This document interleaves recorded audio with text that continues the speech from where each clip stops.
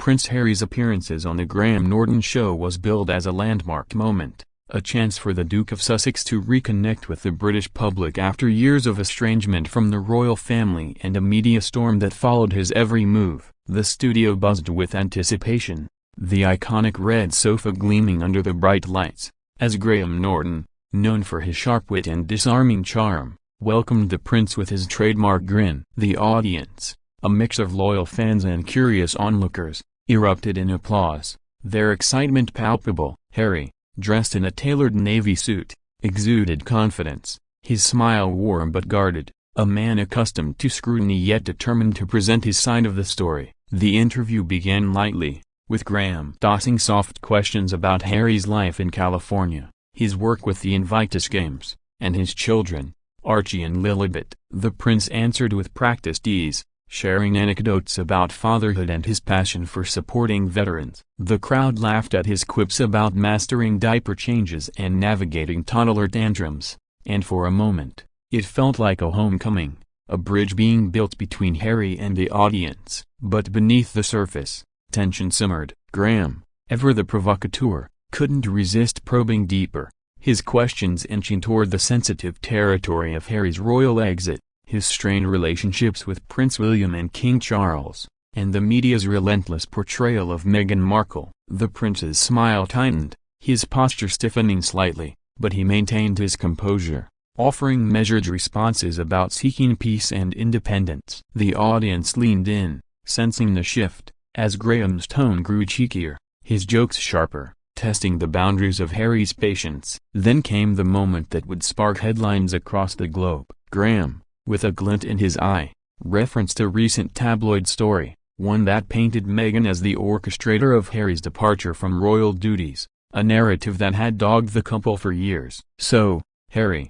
Graham said, leaning forward, "some say Meghan's the one who convinced you to pack up and leave the palace life. Any truth to that, or is it just another case of the press stirring the pot?" The question landed like a grenade, the audience gasping softly, a few nervous laughs rippling through the crowd. Harry's face darkened, his jaw clenching as he leaned back, crossing his arms. "Graham, you know better than to buy into that nonsense," he said, his voice low but firm. "Meghan and I made our decisions together, for our family, for our sanity." The audience murmured, some nodding in support, others whispering to their neighbors. Graham, undeterred, pressed further, his tone playful but cutting. "Oh, come on, Harry, you can't deny she's got a knack for shaking things up." The comment, meant as a jest, struck a nerve. Harry's eyes narrowed, and he shot back, "That's unfair, Graham. You're feeding into the same tired narrative we've been fighting against." The studio fell silent, the air thick with tension, as Graham tried to pivot with a laugh, but the damage was done. Harry's frustration was palpable, his hands gripping the armrests, as if anchoring himself against a rising tide of anger. The clash escalated when Graham, perhaps sensing the need to lighten the mood, doubled down with a quip about royal protocol. "Well, you're not exactly bowing to anyone these days, are you, Your Royal Highness?" The audience tittered, but Harry wasn't amused. "I don't need titles to know who I am or what I stand for," he snapped, his voice rising, a rare crack in his polished demeanor. The crowd gasped, some cheering his defiance, others stunned by the raw edge in his tone. Graham, caught off guard, tried to steer the conversation back to safer ground, mentioning the Invictus Games again, but Harry was done playing along. "You know what, Graham?"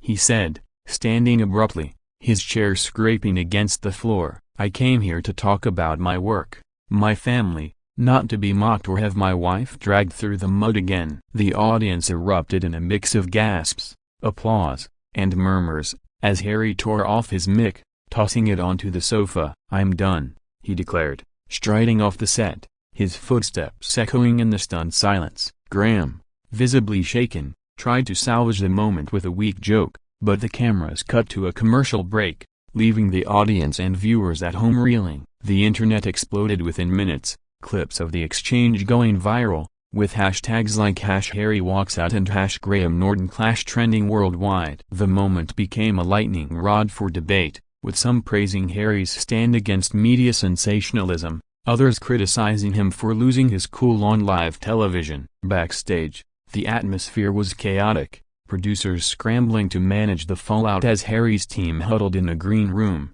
their faces a mix of shock and frustration. The prince, still fuming, paced the small space, his phone buzzing incessantly with messages from Meghan, his advisors, and even a few friends back in the UK. "I shouldn't have come," he muttered, running a hand through his hair, his voice thick with regret. His team tried to calm him, assuring him that his exit sent a powerful message, but Harry wasn't so sure. He'd wanted to use the platform to highlight his work, to show the world he was more than the rebel royal the tabloids loved to caricature. Instead, he'd walked straight into Graham's trap, giving the media exactly what they wanted, a spectacle. Outside, the studio audience was abuzz, some fans chanting Harry's name in solidarity, others whispering about his diva behavior, the divide between his supporters and detractors as stark as ever. Social media was a battlefield, with posts praising Harry's courage for standing up to Graham's disrespectful jabs,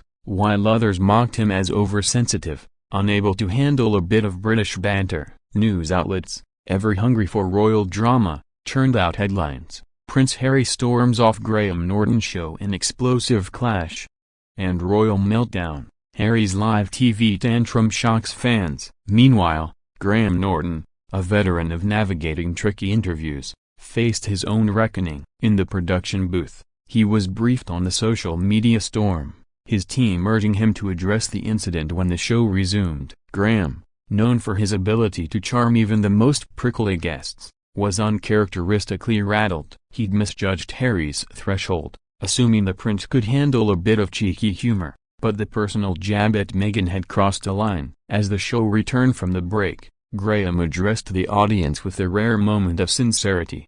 "Well, folks, it seems we've had a bit of excitement tonight. I apologize if I upset our guest. Harry's doing incredible work, and I hope we can all respect his passion." The audience clapped politely, but the damage was done. Behind the scenes, Graham's team was already fielding calls from tabloids and royal correspondents, each demanding details of the clash. Some speculated that Graham had been instructed to provoke Harry for ratings, a rumor his team swiftly denied, but the conspiracy theories took on a life of their own. On X, users dissected every moment of the exchange, with some posting slowed-down clips of Harry's body language, analyzing the exact moment his patience snapped. The incident tripled far beyond the studio walls, reigniting debates about the media's treatment of Harry and Meghan. Supporters argued that Graham's questions were deliberately inflammatory, designed to exploit the couple's vulnerabilities for entertainment. "This is why Harry left," one ex-user posted, garnering thousands of likes. "The UK media can't resist twisting the knife." Others, however, saw Harry's walkout as an overreaction, a sign that he couldn't handle the scrutiny that comes with his public role. "If you go on Graham Norton, you know what you're signing up for," another user wrote. "He's too fragile for this." The clash also sparked discussions about Meghan's influence, with some outlets recycling old narratives about her being the mastermind behind Harry's defiance, while others praised her absence from the drama, noting her strategic decision to avoid UK media appearances. In Montecito, Meghan watched the clips with a heavy heart, knowing the incident would fuel months of speculation. She texted Harry, urging him to focus on their shared goals, but the sting of the public humiliation lingered. For Harry, the walkout wasn't just about Graham's joke. It was a culmination of years of feeling hounded, misunderstood, and betrayed by the very institution he once represented.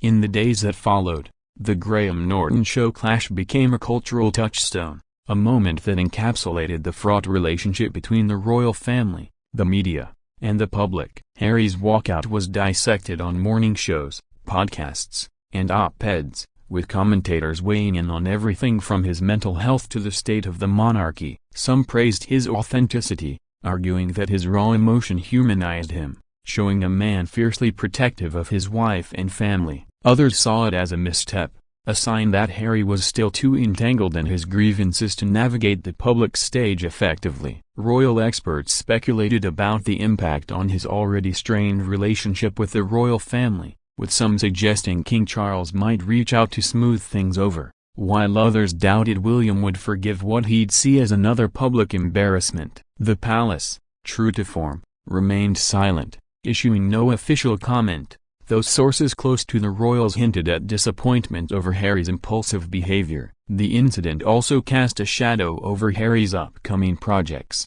including a new Invictus Games campaign and a potential second memoir, with critics questioning whether he could ever escape the cycle of controversy. Graham Norton, meanwhile, faced his own scrutiny. While some fans defended his irrelevant style, others accused him of crossing a line, particularly with his comments about Meghan. The BBC, caught in the crossfire, issued a statement expressing regret for any offense caused but stood by Graham, emphasizing the show's reputation for light-hearted banter. Graham himself took to X, posting a cryptic message, "Sometimes the sofa gets a bit too hot," wishing everyone well. The post drew mixed reactions, with some applauding his attempts to move on, others calling it tone deaf. Behind closed doors, Graham reportedly reached out to Harry's team, offering an apology, but no public reconciliation followed. The incident prompted soul-searching within the talk show industry, with hosts like James Corden and Jonathan Ross weighing in on the challenges of interviewing high-profile figures like Harry. "You've got to know where the line is,"